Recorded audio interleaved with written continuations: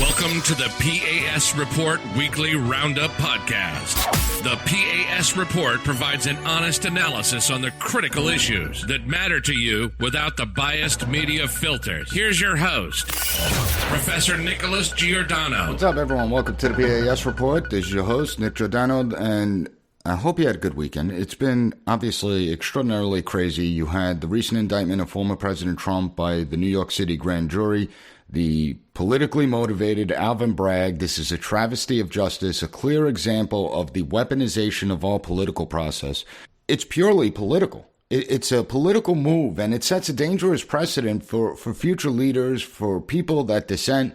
And those who are celebrating today will soon come to regret their short-sightedness. The implications of this decision cannot be understated, and we need to all recognize how imperative it is to understand the gravity of this situation. Too many, they're driven by emotions rather than reason and logic, and they don't see how badly this ends for everyone, regardless of what your political affiliation is. As of this recording, President Trump, he hasn't been officially charged and arraigned. That's supposed to happen on Tuesday. And so I will discuss this on Wednesday's episode because too many are missing the bigger picture out there. As Rome burned, Nero fiddled. And that's exactly what's happening here. The consequences of this political theater is going to be felt for years to come. But I don't want to say anything else about the matter because I want to see what happens on Tuesday, and then I'll talk about it on Wednesday. For today's show, I'm bringing in the former ICE Director, Tom Homan. He is the author of the book, Defend the Border and Save Lives, Solving Our Most Important Humanitarian and Security Crisis. Tom currently serves as a visiting fellow to the Heritage Foundation, and I'm looking forward to getting his insights on the Biden administration's complete failure, on the Biden administration's open border policies that put all of us at risk.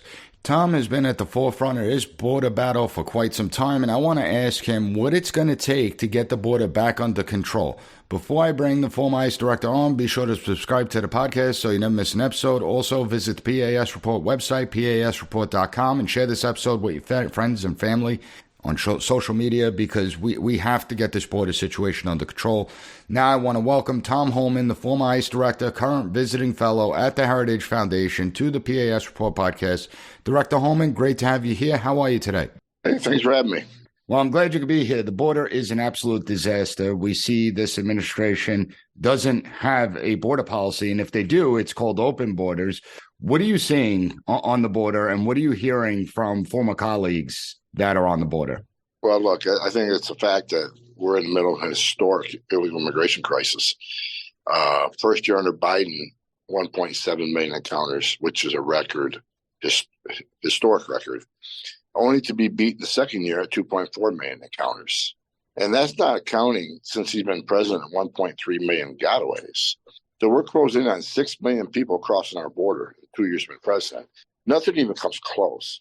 And consider that has happened on the heels of the most secure border we ever had under President Trump. In a matter of a few weeks, President Joe Biden purposely unsecured the border.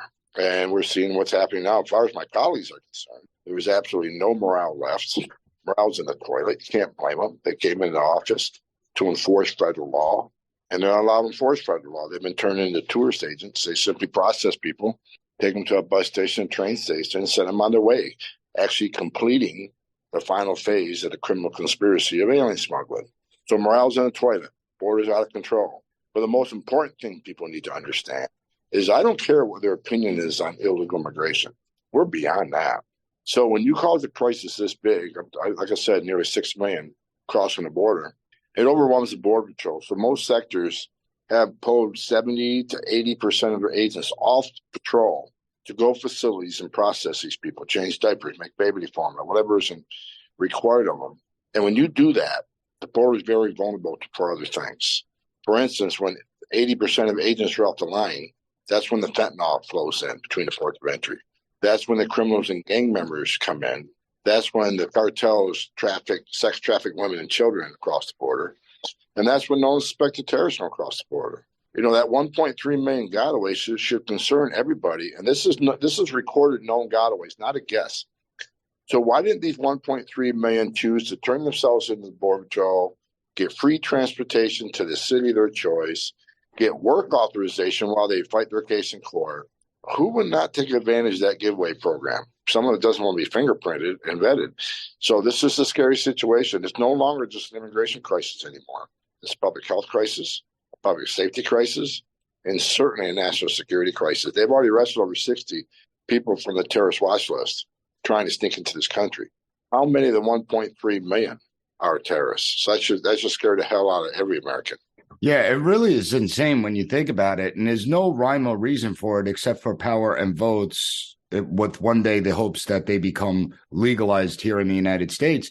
But you said a few key things there. So we know the gotaways, the ones that didn't want to be fingerprinted. So odds are those are people that have been repeatedly deported and have some probably criminal background to it.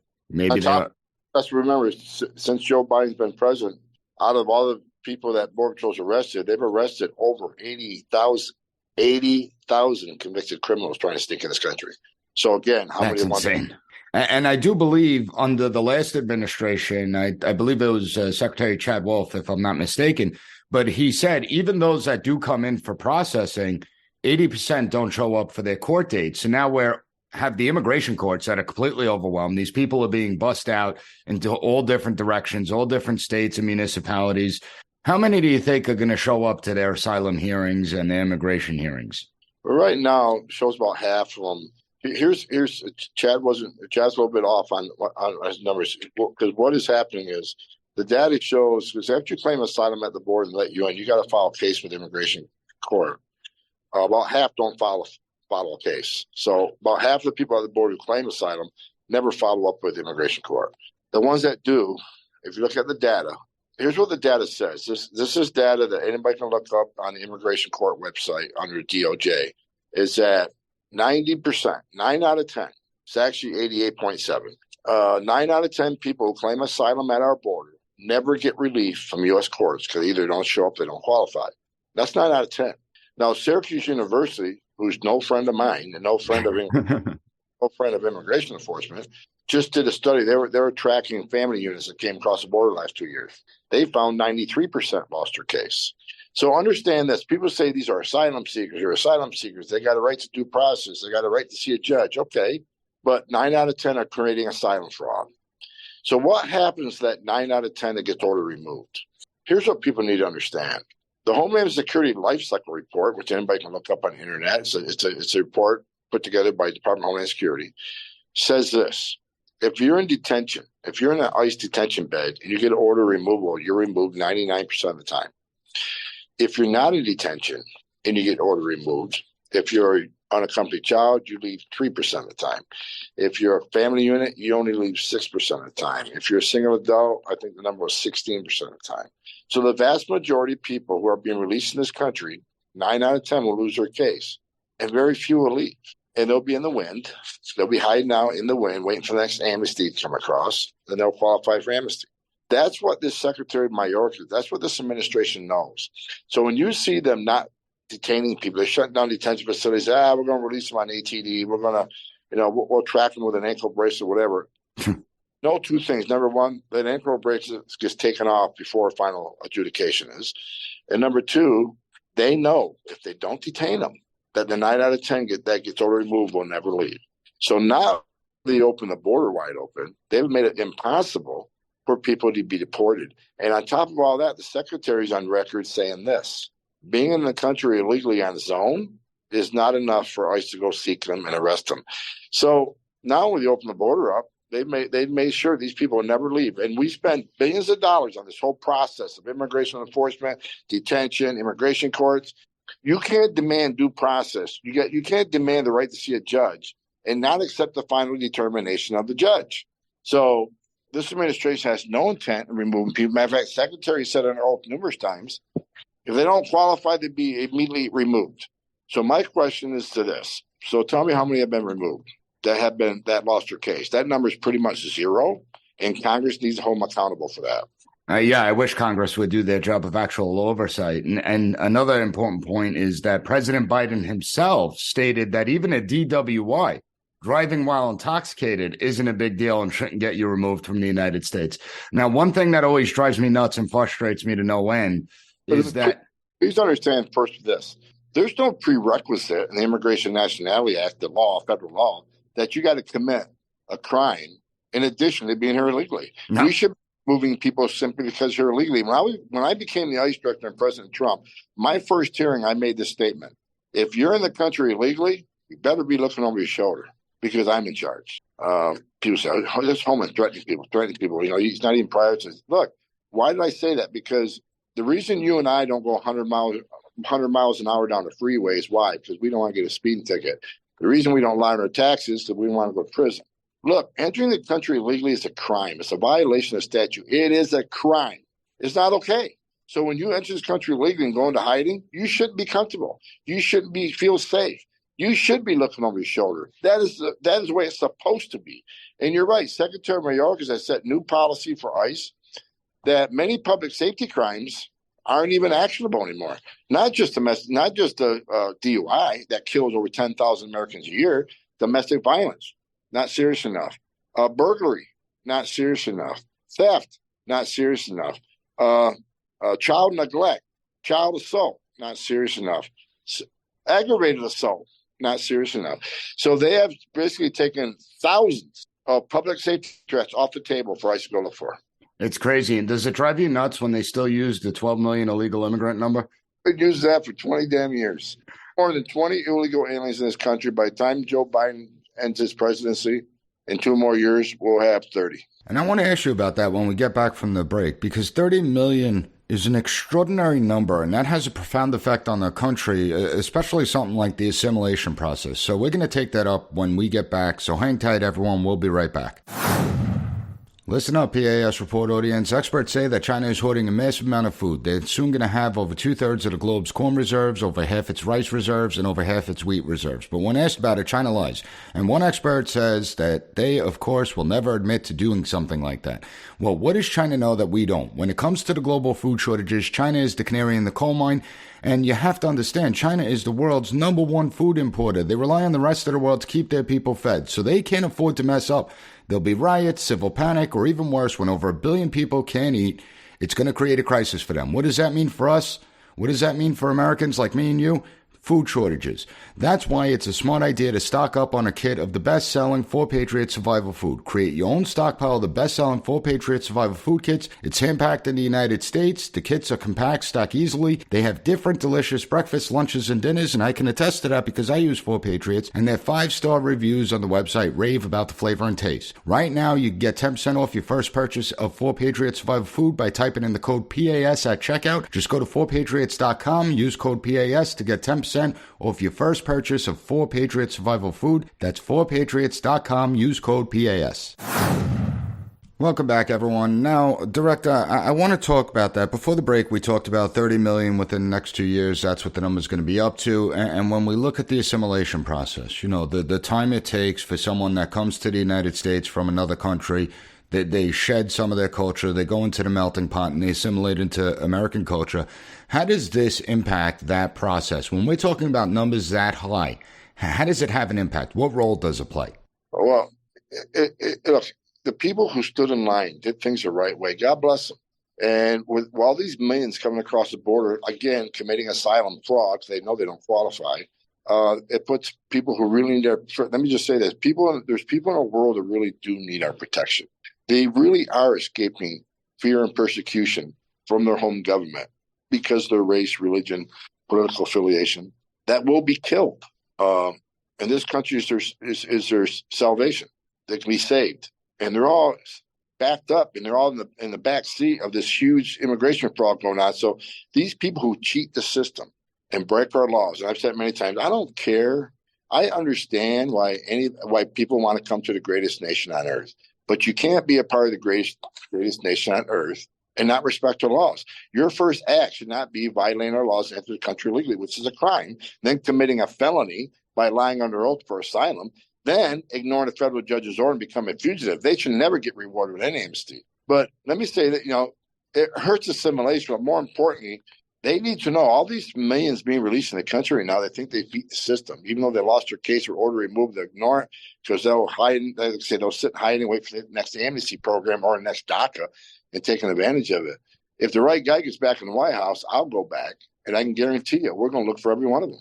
We're going to arrest them, we're going to detain them, we're going to remove them, because that's the right thing to do to make due process the right avenue to decide these things. You don't have due process if the final order of the court is not executed.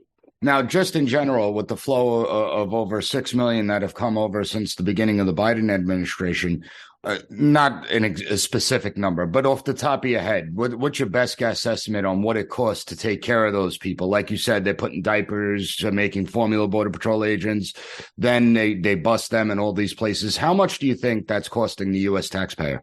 The most recent figures I saw was $81 billion. And so the $25 billion that it was going to cost to build a wall was too expensive, but we could spend $81 billion to take care of illegal immigrants. People need to know the Chief Patrol Agent, Raul Ortiz, who I'm no fan of because he failed to defend the men on horse patrol when he knows they did nothing wrong, and he was in horse patrol. I've been friends with him 20 years. We're no longer friends because he has failed to be a true leader for the men and women wearing green. But he actually testified under oath today to a couple of things. Number one, wall's work. And it was a detriment to stop building the wall. He also said that the border is not secure, that they don't have operational control of the border, which the secretary has said numerous times. He's also said that the policy of this administration is what's causing crisis. Look, when the day Joe Biden became president, did the world explode? Did all of a sudden there's famine throughout the world and there's political persecution throughout the world? Where was it all during President Trump? Well, how come men's were caught? Because we had a policy of consequence and deterrence. People come to this country for economic reasons. Some of these groups see these caravans coming up, they're carrying flags of their home country. I've never seen people carry their flags of their persecutors. So this is not about persecution, not about asylum. This is about getting to the United States for a better life. And they're abusing a loophole in the system for asylum to get into the country and cheat the system. And again, they will be held accountable under a different president. I guarantee it. And when you say those caravans, it's pretty organized the way it's flowing up. Here's what people need to know. The rush on the El Paso port of entry the other day, 1,000 trying to rush to the port of entry. You know what that was based upon? That was based on some social media feeds that the cartels did. Tell them it's open commodity to be let in. Why did the cartels do that? Because they knew, and the Border Patrol did it. Every Border Patrol in that sector responded to the port of entry. So when that happened, the cartels, you better believe, moved multiple millions of dollars worth of fentanyl across the open border. They moved criminals and bad people across the border because they knew it. Just like the criminal cartels control our southern border. They decide what comes across, where it comes across, when it comes across. They'll send a group of 200 people through one area so that 30% of agents left on the line will go to there and deal with that humanitarian crisis, which leaves gaps of unpatrolled border. And that's when they move the fentanyl. That's when they move the bad guys. So that was all planned. And you know what? You got to give them credit. It worked pretty damn well. So while everybody was sitting at that port of entry dealing with that 1,000 trying to get in, drugs and bad people were entering all over El Paso where there wasn't a patrol because they were busy at the port of entry. And human beings that are in the sex trade and the child labor. It really is disgraceful. But you have the House Republicans holding a hearing and not a single Democrat showed up to the hearing. What do you think about that? Well, they don't care. They knew the hearing they would ask tough questions. Why do you think the Democrats haven't had a hearing on the border? When you got record numbers, again, 6 million crossed the border since he took office. Why haven't they had a hearing on the fentanyl, right, that comes across that border? Why? Because they will soon learn through testimony of experts that the reason you got overdoses in fentanyl because it's flowing across the southwest border because 70% of agents aren't on the line. And so now the Republicans have the House going to have oversight hearing. Chief Raul Ortiz, I think, you put him, again, I disagree with the way he handled the Horse Patrol, many things, but if you put him under oath, I think as law enforcement officer, you'll tell the truth. If Dems would have asked them a year and a half ago that question, he would have said, no, I don't have operational control, and no, you should keep building the wall. And that's why they didn't have the hearings. The Dems don't want the American people to know the truth. And it's because they perceive a future political benefit on open borders. Now, you mentioned they think they're future voters, but understand, they don't even have to get that far. Because when Biden signed 90 executive orders abolishing everything we did on the Trump administration to give us the most secure border of my lifetime, what else did he do? He signed an executive order overturning Trump's census rule, which means millions of people will be counted in the next census in sanctuary cities, which is going to reproportion seats in the House. This open borders and these millions coming across will guarantee that the Democrats have more seats in the House. This is about selling this country's security out, selling our sovereignty out for future political benefit, which is disgusting on every level. It certainly is. And it's something that we do have to get a handle on. Do you think that it's time that the Secretary Mayorkas gets impeached? Could have been impeached a year ago. The reason I say that is because he has violated the law knowingly. I testified in Houston last summer on the Texas versus Biden case on the ICE priorities. I testified as the expert witness for the state of Texas. And throughout that testimony, the judge found that not only is Secretary Mayorkas ignoring the law, he's instructing ICE agents to actually violate the law because the law is clear. If you're in the country illegally and you're convicted of certain drug offenses, you got a final order removal, or you've committed a crime involving moral turpitude, you are to be detained.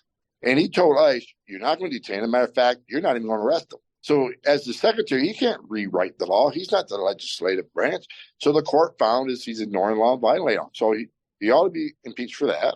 He ought to be impeached for slandering the men on the horse patrol, because when he stood at the 100%. White House about whipping them, 2 days, the evidence has shown, FOIAs of emails have shown, he knew 2 days before he did it, they didn't whip anybody. He ought to be held accountable for that. And finally, the most important reason he needs to be impeached is in FY 14-15, I was third in command at ICE. We had a family surge in FY 14-15. How did we stop it? We built detention facilities. We held people long enough to see a judge. 9 out of 10 lost their case. We put them on an airplane, sent them home. The numbers tanked. Knowing that worked? What's the secretary? He was the deputy secretary then. Now he's the secretary. Joe Biden was vice president. Now he's the president. So what are these two men doing now? They know how we fixed it in 14-15. What are they doing now? They're not detaining people. They're releasing them. They're being released without a court date, so they're not seeing a judge. And even if they get a final order removal, ICE can't arrest and remove them. They're doing the complete opposite of what he knows worked in 2014 and 2015. So this isn't mismanagement. This isn't incompetence. This is by design. He knows what he's doing is the opposite of what worked for us in 14-15. He needs to be impeached for that. If they can impeach President Trump for making a damn phone call, they certainly can impeach Ali Mayorkas for what he's done on the border. And as a result of him failing to do his job, we got 106,000 Americans dead from overdose drugs this past year. We got 1,700 migrants have died on U.S. soil, a record by far. So we got a record number of migrants dying. You got a record number of U.S. citizens dying. You got a record number of victims of sex trafficking, women and children. This administration has lost track of over 80,000 children that released to so-called sponsors because they did a piss poor job of vetting. They can't find them. We got a record number of terrorists have been arrested at the southern border, and we don't know how many got away. A record number of gotaways, a record number of encounters. He needs to be impeached for that, because it's that what I just said is a result of them failing to enforce the law. 100%. And it really amazes me, because when we look at the cartels, they're more powerful than ever. What concerns me is that the cartels aren't just staying in Mexico. There's cartel members here in the United States. Cartel members. The cartels are in every major city of this country. Not only are they producing the fentanyl down in Mexico, they are now taking over the U.S. drug trade market here. They're pushing people out, and they're taking over the distribution here in the United States. And that's another thing this president has failed to do. He has not demanded Mexico take action on the cartels. And if you ain't got the ability or backbone to do it, we can do it. Just let us in there to do it. He also has not said a damn thing to China about producing the precursors to make fentanyl that they're selling to the cartels. This president, President Trump made America great again. President Biden's make China great again, because he ain't done a damn thing to push back on China on the national security things they've done to us, or the precursors of fentanyl that's killed over 100,000 Americans. China's precursors and the criminal cartels in Mexico have killed more Americans than any terrorist group in the world. So you know what? Doesn't name terrorist groups. And if Mexico don't have the backbone to take them on, then our intelligence division, our special operations certainly can do it. And if he doesn't want to give us permission to do it, then we need to force the issue. President Trump forced Mexico to put military on their northern border and southern border. He forced them to remain in Mexico. He forced them to take the 30 states country agreements. President Trump was a game changer. If this president wanted to solve the border crisis, he can make the same type of demands, but he won't do it because, again, they perceive future political benefit from this crisis. It really is, man. And it's so simple. As you said, you enforce the laws, you stop the flow that comes. You turn off the incentive. Look, the Trump policies we created, you can have an opinion on them, but the data is clear.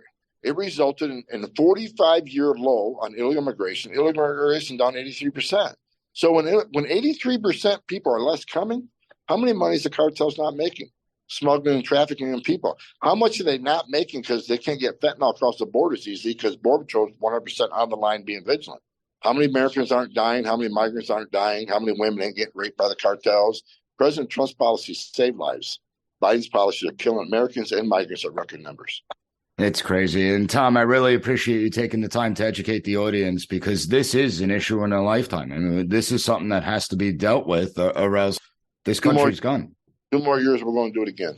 Very good. Tom, thanks so much for coming on. I appreciate it. The former ICE director gets it. And I'm so thankful that he was able to take time out of his schedule to come talk to us. He understands the gravity of the problem that we are facing and what it's going to take to stop the problem, to fix it. We have to stop the cartels, stop the illegal immigration, secure our border. No sane country in the world would do this, so why are we doing this? And don't listen to those who claim this is about helping those less fortunate. It has nothing to do with this. This is a humanitarian disaster, and it's created a threat to every single person here within the United States, but all those that are also migrating to the United States. Everyone involved in this should be held accountable, starting with the Department of Homeland Security Secretary Mayorkas, who knowingly lied to Congress and is probably one of the most incompetent human beings you could possibly know. In any event, make sure to follow Tom and the Heritage Foundation. I have the links up at the P.A.S. Report website, so check it out. As for Wednesday, it's an episode you don't want to miss. With everything going on, I'm fired up, and I'm going to be calling them all out. I'm calling everyone out.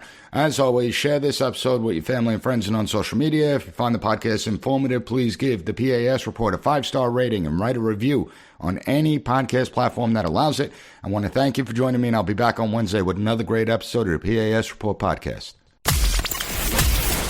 Thank you for listening to the P.A.S. Report Weekly Roundup Podcast.